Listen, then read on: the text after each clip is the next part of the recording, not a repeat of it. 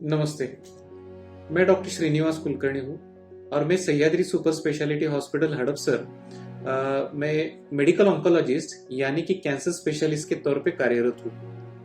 आज हम ये जानेंगे कि ऑन्कोलॉजी डे केयर, कैंसर का डे केयर मतलब क्या होता है और उससे जुड़ी कुछ जानकारी हम लिख लेंगे। तो ऑन्कोलॉजी डे केयर एक हॉस्पिटल का एक स्पेशल वार्ड रहता है कि जहां पे कैंसर के मरीजों को ट्रीटमेंट मिलती है या ट्रीट किया जाता है।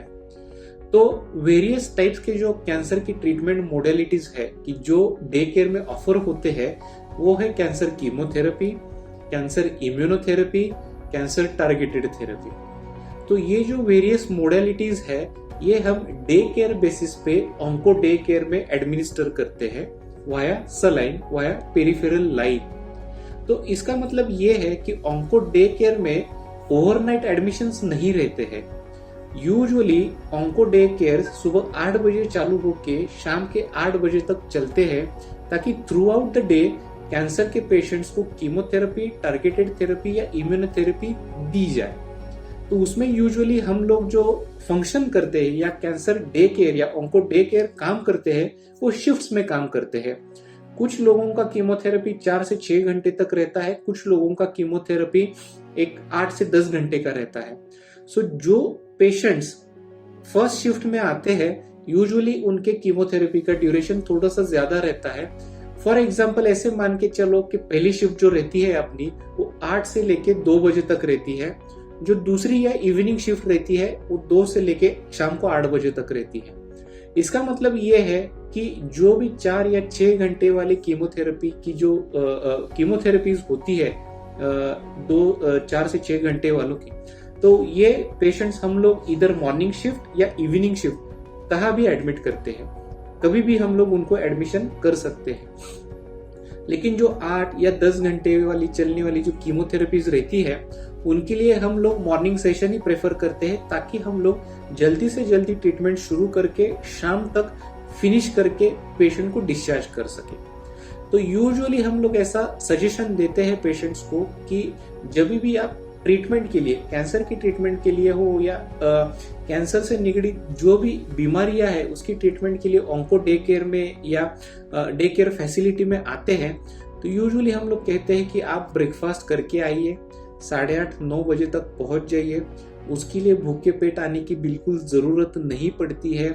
आप ब्रेकफास्ट करके आराम से आ सकते हैं। 9-9:30 बजे आप अपना दोपहर का टिफिन भी आपके साथ लेके आ सकते हो। अगर नहीं पॉसिबल है तो हॉस्पिटल के जरिए भी आपको ब्रेकफास्ट, लंच या और स्नैक्स मिल सकते हैं। ऑन्को डे केयर में कीमोथेरेपी से रिलेटेड कुछ तथ्यों के बारे में जानेंगे। ऐसे बहुत से लोगों की धारणाएं होती है कि कीमोथेरेपी जब शुरू रहती है तब कुछ खाना नहीं है, पीना नहीं है, कुछ हम लोग इधर उधर जा नहीं सकते या हिल नहीं सकते। ऐसा बिल्कुल भी नहीं है। कीमोथेरेपी के दौरान आप कुछ भी चीज खा सकते हो, पी सकते हो। इन बिटवीन अगर आपको वॉशरूम जाना हो तभी भी आप जा सकते हो। It just needs transient discontinuation of the chemotherapy. एक 3 to 5 मिनट्स के लिए हम लोग कीमोथेरेपी डिसकंटिन्यू करके रखते हैं। When you come back it is reattached. So ऐसा बिल्कुल नहीं है कि आप कीमोथेरेपी के दौरान कुछ खा नहीं सकते या पी नहीं सकते। आप बिल्कुल अपना काम कर सकते हैं।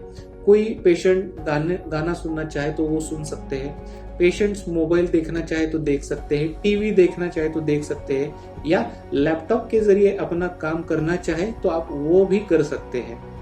कीमोथेरेपी के दौरान उठना नहीं है या अपना बेड छोड़ना नहीं है, ये जो धारणा है ये बिल्कुल गलत है। कीमोथेरेपी के दौरान आप आजू बाजू में थोड़ा सा टहल भी सकते हैं। यूजुअली डे केयर में छोटी कीमोथेरेपीज के लिए हमारे पास काउचेस रहते हैं या रिक्लाइनर्स रहते हैं कि जो हम लोग बोलते हैं रिलैक्सिंग बेड रहते हैं। जो पेशेंट्स रिलेटिवली स्टेबल रहते हैं उनको हम लोग रिक्लाइनर्स या स्लाइडिंग चेयर्स पे लेते हैं।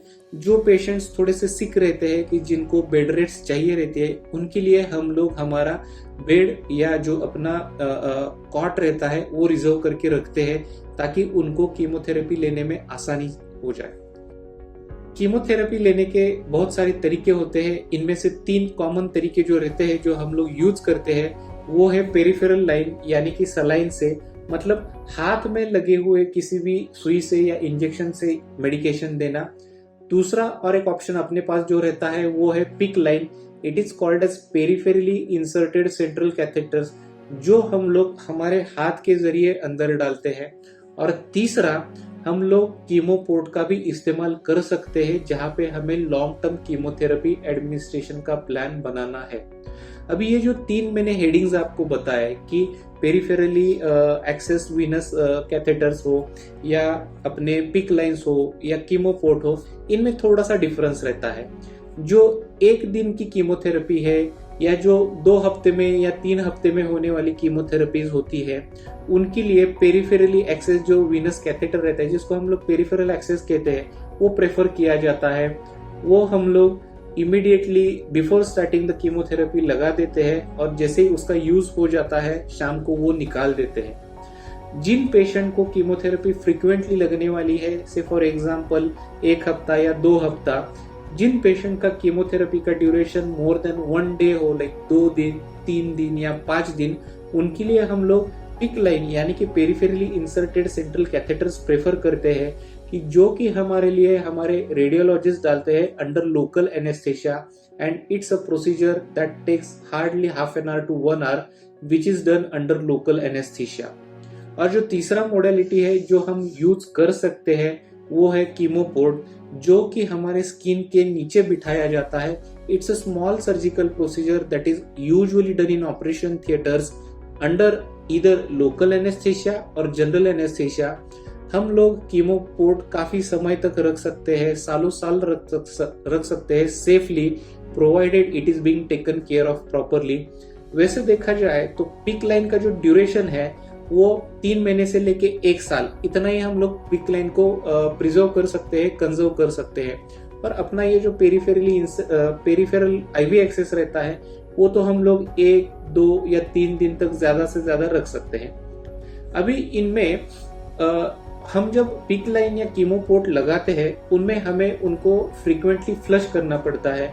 ये पिक लाइन जो रहती है हम लोग फ्रीक्वेंटली मतलब 7 to 10 डेज फ्लश करते हैं। ये जो कीमोपोर्ट रहता है उसको हम लोग इधर 1 से 2 महीने में फ्लश करते हैं, ताकि उसका जो पेटेंसी है वो बरकरार रहे, मेंटेन रहे। कोई भी ब्लड क्लॉट या दूसरा भी किसी का भी स्मॉल फिब्रिन क्लॉट वो ट्यूब के ल्यूमेन को ऑब्स्ट्रक्ट या बंद ना कर सके। तो ये थी कुछ डे केयर से जुड़ी इंफॉर्मेशन। मतलब डे केयर कीमोथेरेपी के लोगों के लिए यूज होता है। एडमिट सुबह होते हैं पेशेंट, शाम को डिस्चार्ज हो जाते हैं।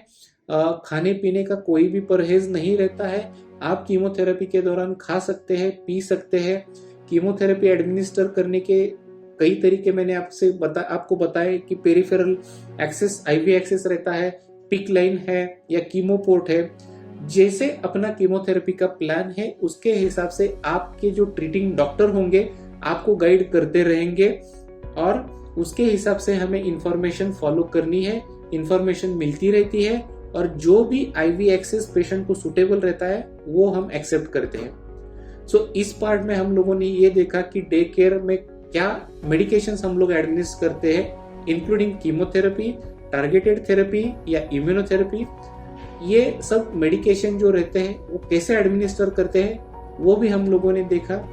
इन एडिशन टू दैट, लास्टली मैं एक ही चीज कहना चाहूंगा कि जिन मरीजों में या जिन पेशेंट्स में लॉन्ग टर्म कीमोथेरेपी या मेडिकेशन की जरूरत है, not only chemotherapy but also other allied medications such as total parenteral nutrition हो या और दूसरी किस्म के blood and blood product transfusion हो, वो हम लोग पिक लाइन और कीमोपोर्ट से सेफली कर सकते हैं। और जिन पेशेंट्स में ब्लड रिपोर्ट्स बार बार करने की जरूरत पड़ती है उनमें पिक लाइन या कीमोपोर्ट काफी असरदार साबित होते हैं, because we need not to prick the patient each and every time.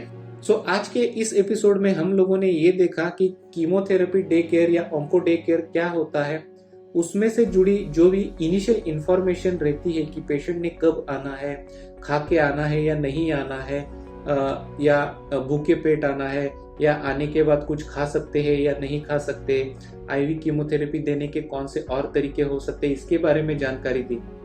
इससे रिलेटेड आपके मन में कोई भी सवाल हो या डाउट हो पूछना ना भूलिए हमारे नीचे बताए गए नंबर पे या एड्रेस पे। Thank you.